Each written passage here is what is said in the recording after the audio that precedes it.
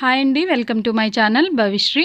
ఈరోజు అయితే మేము ఆవకాయ పెట్టుకోవడానికి మా హస్బెండ్ అయితే ఇలా మామిడి చెట్టు దగ్గరికి వచ్చి మామిడికాయలు అయితే కోయిస్తున్నారు.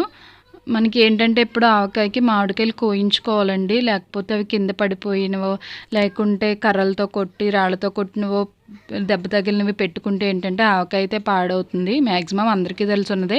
ఇలా అయితే జాగ్రత్తగా కాయలన్నీ కోయించుకుని మా హస్బెండ్ అయితే ఇంటికి తీసుకొచ్చేసారు. మాకు 80-90 దాకా తీసుకొచ్చారు. ఆవకాయకి మాగాయకి అన్నిటికీ ఇవే మాట.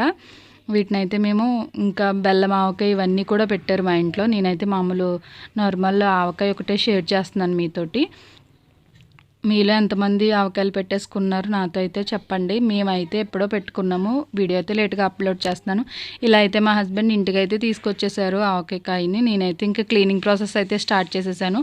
ఇలా నీళ్ళల్లో అయితే వేసేసి జీడిపోయేలాగా శుభ్రంగా అయితే మనం కడుక్కున్న తర్వాత ఇలాగ ఒక పొడి క్లాత్తో అయితే తుడిచేసుకుని నేను కింద ఒక క్లాత్ అయితే వేసుకుని ఇలాగా ఆరబెట్టేసుకుంటున్నాను అనమాట. బయట కొట్టిస్తుంటే ముక్కలు ఏంటంటే మాకు ఎక్కువ రద్దు అయితే పోతుంది. వాళ్ళు ఇష్టం వచ్చినట్టు కొట్టేస్తూ ఉంటారు కదా. అందుకని మా హస్బెండే కట్ చేస్తానని చెప్పారు. ఈవినింగ్ వస్తూ ఉప్పు కారం ఆవగుండ అవి అయితే తీసుకొస్తా అన్నారు. మేమైతే 3 మ్యాంగోస్తో అయితే పెట్టుకుంటాము. కారము అదే, ఆవగుండ అదే మాట. మీరు ఏ కారంతో పెడతారు లేదా ఆడిస్తారా కారం అనేది నాతో అయితే షేర్ చేసేసుకోండి. మేమైతే ఈ 3 మ్యాంగోస్ తోటే పెడతాము. మా అత్తయ్య గారు అయితే పెడతారన్నమాట ఆవకాయ. నేనైతే క్లీన్ చేసేసి ఇలా రెడీ చేసేస్తున్నాను.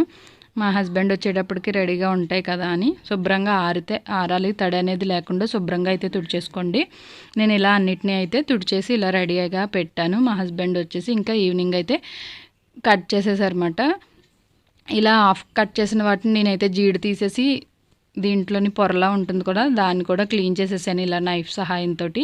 మొత్తం ఇలా చేసేసి ఇక్కడ రెడీగా ఉంచితే మా హస్బెండ్ అయితే చిన్న చిన్న ముక్కలుగా అయితే ఆవకాయకి అయితే కట్ చేసేసారు. ఇలా మనకి కట్ చేసుకుంటే ఏంటంటే మనకి నచ్చినట్టు చిన్న ముక్కలు కావాలా ఎలా అయితే అలా కట్ చేసుకోవచ్చు. మా అత్తయ్య గారు అయితే కారం అయితే ప్రిపేర్ చేసేసారు. ఎలా అంటే ఒక గ్లాస్ కారం, ఒక గ్లాస్ ఆవగుండ, ఒక గ్లాసుకి కొంచెం తక్కువగా ఉప్పు అయితే వేసుకోవాలి. ఉప్పు కొంచెం తక్కువగానే ఆ కొలతతోటి మొత్తం ఈ కారాన్ని అంతా మిక్స్ చేశారు. ఇప్పుడు కొలత ఎలా అంటే ఒక డబ్బాడు కారం అనుకోండి, ఒక డబ్బాడున్నర ముక్కలు అయితే పడతాయి మనకి.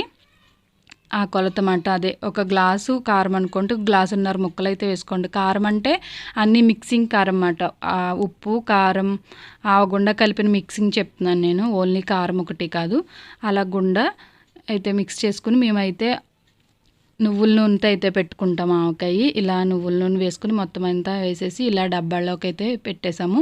3 రోజుల తర్వాత దీన్ని అయితే కలుపుకుంటే ఇలా అయితే ఉంటుంది. వీడియో నచ్చితే లైక్ చేసి షేర్ చేసి సబ్స్క్రైబ్ చేయండి.